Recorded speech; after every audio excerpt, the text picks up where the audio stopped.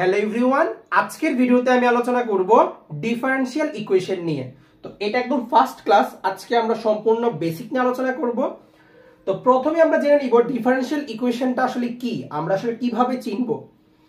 তো differential equation বলতেছে it is an equation that contain a function like Y or F X. তো আমরা অবশ্যই জানি ফাংশন কাকে বলে। ধরো আমি যদি একটা एग्जांपल নিই, y = 2x² + 3x + 5। সো এটা একটা ফাংশন। সো আমি y লিখতে পারি, আবার চাইলে এটাকে fx কিন্তু লিখতে পারি। y লিখতে পারি, আবার fx লিখতে পারি। সো ফাংশনকে এই দুই ভাবেই প্রকাশ করতে পারি।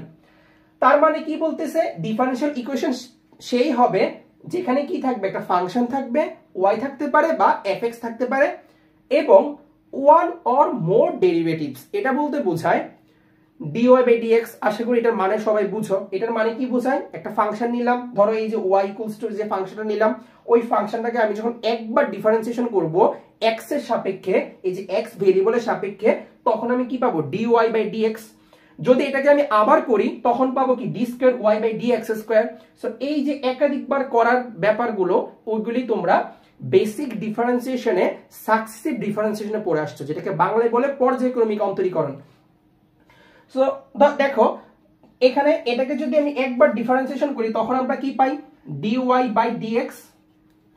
এটাকে করলে আবার এটাকে আমরা তখন কি লিখতে পারি, fx কে একবার ডিফারেন্সিয়েশন করলে কি পাই, fx প্রাইম।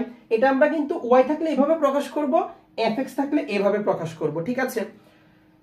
দেন এটাকে ডিফারেন্সিয়েশন করলে কত আসবে, 2 এর জায়গায় থাকবে x² কে ডিফারেন্সিয়েশন করলে আসবে 2x + 3 + 0, কারণ x কে x এর সাপেক্ষে ডিফারেন্সিয়েশন করলে 1, আর এখানে 5 হচ্ছে কনস্ট্যান্ট, কোনো ভেরিয়েবল নাই, এই জন্য এটা 0। সো ফাইনালি এটার आंसर আসবে 4x + 3। সো এটাকে আমি একবার ডিফারেন্সিয়েশন করলাম। আমি যদি বলি এটাকে আবার ডিফারেন্সিয়েশন করো তখন কি আসবে, d²y/dx²।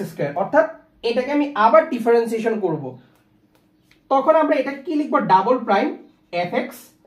দেন এটাকে আবার ডিফারেন্সিয়েশন করলে কি আসবে, 4 × 1 + 0। কেন, x কে x এর সাপেক্ষে ডিফারেন্সিয়েশন করলে 1, দেন 3 হচ্ছে কনস্ট্যান্ট, কোনো ভেরিয়েবল নাই, এজন্য 0। সো ফাইনালি এটা আসবে কত, 4। সো আশা করি এইগুলি তোমরা জানো, এইগুলি সাকসেসিভ ডিফারেন্সিয়েশনে ছিল।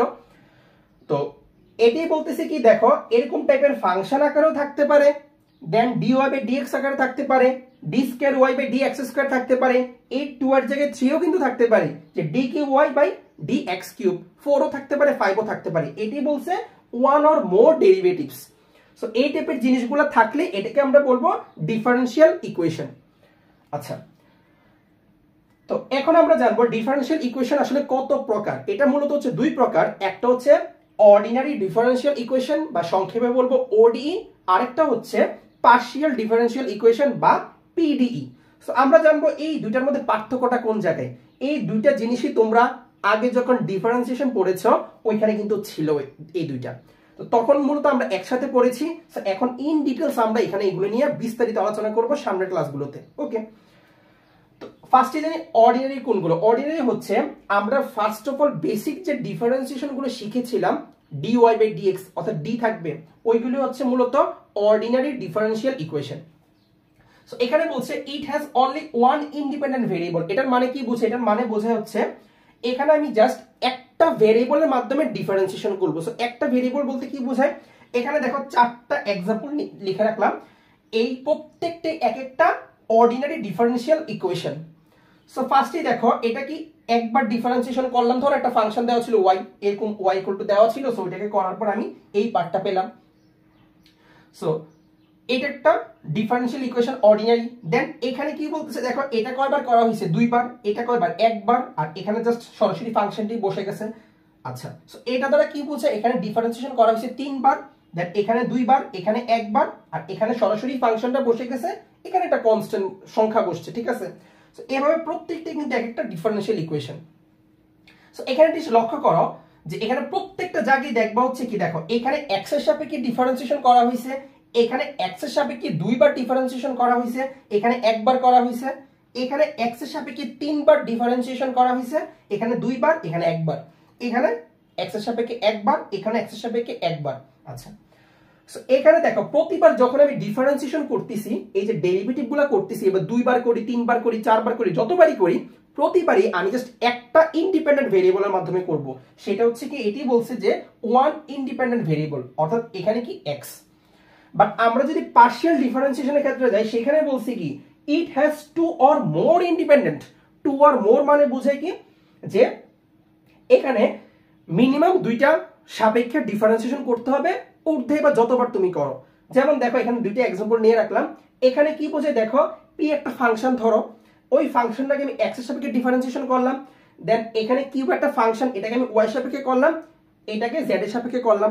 আরো একটা এক্সাম্পল নিলাম, এখানে কি দেখো ইউ একটা ফাংশন আছে, সো ওইটাকে আমি এক্স এর সাপেক্ষে এখানে 2 বার করলাম, দেন সেম ফাংশনটাকে আমি ওয়াই সাপেক্ষে 2 বার ডিফারেন্সিয়েশন করলাম, দেন এটাকে আবার জেড এর সাপেক্ষে 2 বার ডিফারেন্সিয়েশন করলাম। সো পার্থক্যটা কোন জায়গায়? পার্থক্যটা হচ্ছে এখানে একবার এক্স এর সাপেক্ষে, একবার ওয়াই এর সাপেক্ষে, একবার জেড এর সাপেক্ষে। বাট এখানে কিন্তু এই জিনিসটা হয় না। এখানে কি আমার জাস্ট প্রতিবারই আমি এক্স এর অর্থাৎ একটা ভেরিয়েবলের মাধ্যমে ডিফারেন্সিয়েশন করেছি, বাট এখানে মিনিমাম দুইটা বলছে, মিনিমাম দুইটা, অর্থাৎ এই দুইটাও হতে পারে এক্স ওয়াই, বা শুধু ওয়াই জেড, বা শুধু জেড এক্স, বা এক্স ওয়াই জেড, বা এক্স ওয়াই জেড এর পরে আরো হতে পারে, ঠিক আছে।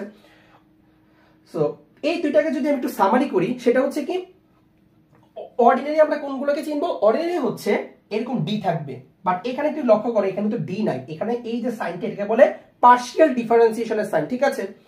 তো ফার্স্ট অফ অল আমরা এটা দেখে চিনবো যে ডি থাকলে হচ্ছে অর্ডিনারি ডিফারেনশিয়াল ইকুয়েশন, আর এরকম সাইন থাকলে সেটা পার্শিয়াল ডিফারেনশিয়াল ইকুয়েশন।